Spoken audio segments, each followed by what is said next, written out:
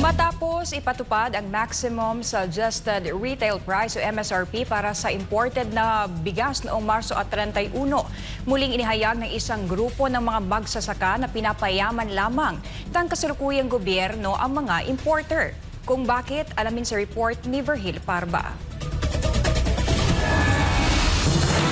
Tanging ang mga importer lamang ang nakinabang sa ginawang pagtapyas ng gobyerno sa taripa ng bigas at hindi ang mga mamimili. Ito ang pahayag ni Raul Montemayor, National Manager ng Federation of Free Farmers sa panayam ng SMNI News sa ginawang hakbang ng administrasyon ni Bongbong Marcos Jr. sa ilalim ng Executive Order 62. Ang pakay naman ng gobyerno noon ay kung pababain yung taripa ng bigas na imported, malamang bababa rin yung presyo ng bigas sa palengke. Kasi siyempre nakatipid dun sa taripa, nabawasan ng 20 centavos per peso, no? So yun ang theory at pakay nila. Ang problema, nung binabaan yung taripa, hindi naman bumaba ang presyo ng bigas, pero nakatipid yung mga umaangkat ng mas mababang taripa. Karamihan nun ay binulsa lang nila. Sila ang nakinabang, hindi yung mamimili. No? And ang kwenta po namin mula nung July, kung kailan nila ipinataw yung 15% hanggang around February this year, ang pangkalahatang nawala sa taripa na koleksyon ng gobyerno ay 18 billion pesos. Dagdag pa ni Montemayor na ang nasayang na 18 bilyong piso ay maitutulong sana sa mga magsasaka para mapabuti ang kanilang pagpoproduce ng local rice pero nasayang lamang. Under sa rice tarification law, lahat ng taripa na nakokolekta ng Bureau of Customs sa pag-aangkat ng bigas ay pumapasok sa isang pondo na dapat itulong sa mga magsasaka. No?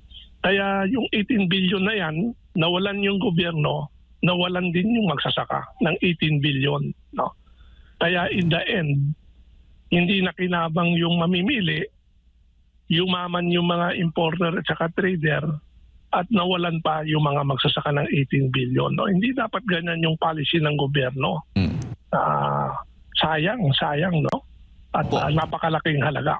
Kaya ang hiling ni Montemayor sa pamahalaan na dapat ibalik na sa dating 35% ang taripa sa mga imported na bigas. No? Nawalan yung gobyerno, nawalan ng farmer, at wala naman natikman masyado yung consumer. No? So ang panukala namin, kung ganyan din lang, na ang pinapayaman lang ng pulisiya ay ang mga importer at wholesaler, ibalik na lang sa 35% yung taripa. No? Opo. Kasi anong purpose pa, no?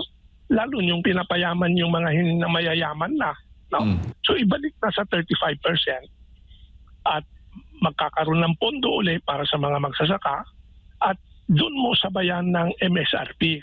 Matatandaan na inisyo ng administrasyon ni Bongbong Marcos Jr. ang Executive Order 62 noong buwan ng Hunyo taong 2024 upang tapyasan ang taripa ng mga imported na bigas mula 35% na ginawang 15% na lang. Sa ngayon, naglalaro ang presyohan ng bigas sa mga pamilihan mula 43 hanggang 50 pesos sa regular milled rice at 59 to 62 pesos naman ang special rice. Simula naman itong Lunes, Marso at 31, ipinatupad ng DA ang 45 pisong kada kilo na maximum suggested retail price o MSRP para sa imported na bigas. Para sa Diyos at sa Pilipinas kung mahal, ito si Verhil Parba, SMNI News.